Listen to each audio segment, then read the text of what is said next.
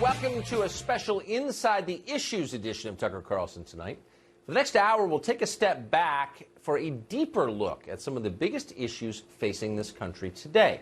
It's hard to stay calm when you see footage like this. Un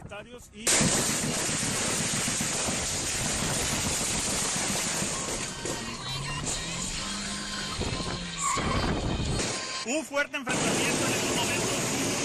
Desconocemos cuántos muertos hay. Una fuerte balacera. Terrifying, isn't it?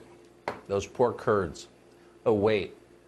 That was war zone footage, obviously, but it was not from Syria. In fact, that tape was from Mexico, our neighbor to the south. We share nearly 2,000 miles of border with Mexico, so you'd think our leaders would pay attention to what's going on there. They don't. If they did, though, they'd be worried. Because tonight, the Mexican government, and you just saw it on the tape, appears to be losing its war with the Sinaloa cartel. Recently, the government of Mexico captured a man called Ovidio Guzman Lopez. He is the son of imprisoned drug lord El Chapo. In response to his capture, the Sinaloa cartel unleashed so much violence, again, the tape showed it, that the Mexican government caved and released El Chapo's son. Now, that's shocking by American standards, but in Mexico, it's routine. Last year, the country of Mexico recorded 33,000 murders. That's almost double the number of murders we recorded here in this country, but Mexico has one-third as many people as we do, to put it in some perspective. This year, they may break their own murder record. You never know any of this by watching American media. Mostly, our press does not cover Mexico, except in the most caricatured terms. Our leaders wring their hands about the Syrian-Turkish border, but ignore a failed state right next to Texas, Arizona, and California. They claim to fear the resurgence of ISIS. Some of the people we played a tape of earlier will tell you ISIS is very scary. They're a massive threat, along with Iran. But they don't seem to care at all about the Sinaloa cartel right on our southern border. Now, ISIS is awful, of course, and in theory they might kill Americans in terror attacks. But the Sinaloa cartel is currently, right now, killing thousands of Americans every year. How? Well, it's the single biggest smuggler of fentanyl into the United States. Did you know that? Probably not, because nobody talks about it. It's completely ignored in Washington. And that says everything about the priorities of both parties. Today, Mitch McConnell released an op-ed in the Washington Post denouncing the decision to withdraw troops from Syria. We can never leave Syria. It would be a, quote, grave mistake to leave Syria, Mitch McConnell tells us.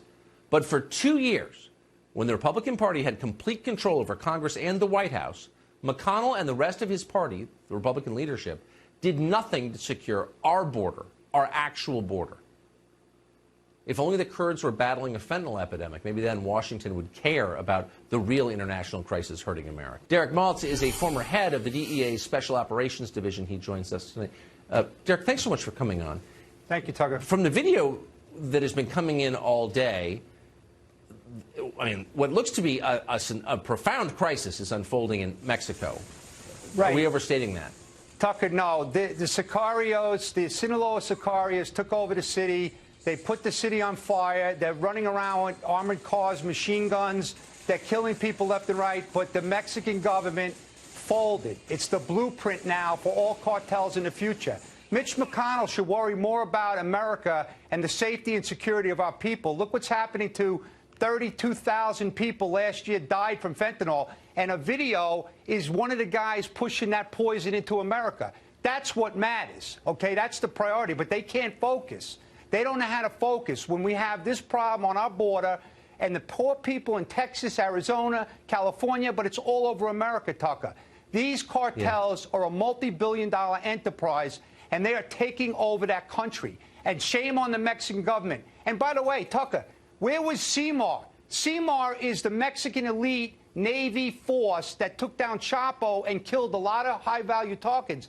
They're on the bench. Cedenia's out there. They had this bad operation. They didn't plan it properly. They didn't coordinate properly. The U.S. agencies really didn't coordinate properly. It's a total mess, and it's an embarrassment to the country. I don't understand how a war can take place, progress, explode in the country right next to ours. We've got millions of foreign nationals from that country living within our borders, and nobody says anything about it. There's no acknowledgement it's happening. Tucker, also, I've been a very big advocate about declaring these cartels as terrorists. I know the president back in March was actually considering it. Unfortunately, the Beltway politics and the bureaucrats in the Beltway that are protecting their own kingdoms, they don't want to do it. But yet, if you look at just the drug crisis alone, 68,000 people died in America last year. That's more than all these different wars and all these conflicts, and we're not doing anything about it. We're not taking a sense of urgency. We don't have a really good strategy. We're not educating the kids about the dangers of these chemicals coming from China, by the way. What people are not talking about, Tucker, is the Chinese organized crime and the Mexican cartels have formed an alliance that we've never seen in our entire history of this country. And China is not a big fan of America, right? They're a communist country. They're looking to destroy this country. But yet we're sleeping and worried about troops coming out of Syria. Thank God I lost a brother in this war in Afghanistan. Thank God the president took kids out of that country. What are we doing there? It's a great question. Derek, thank you for that. Thanks for that perspective. Thank you, Tucker.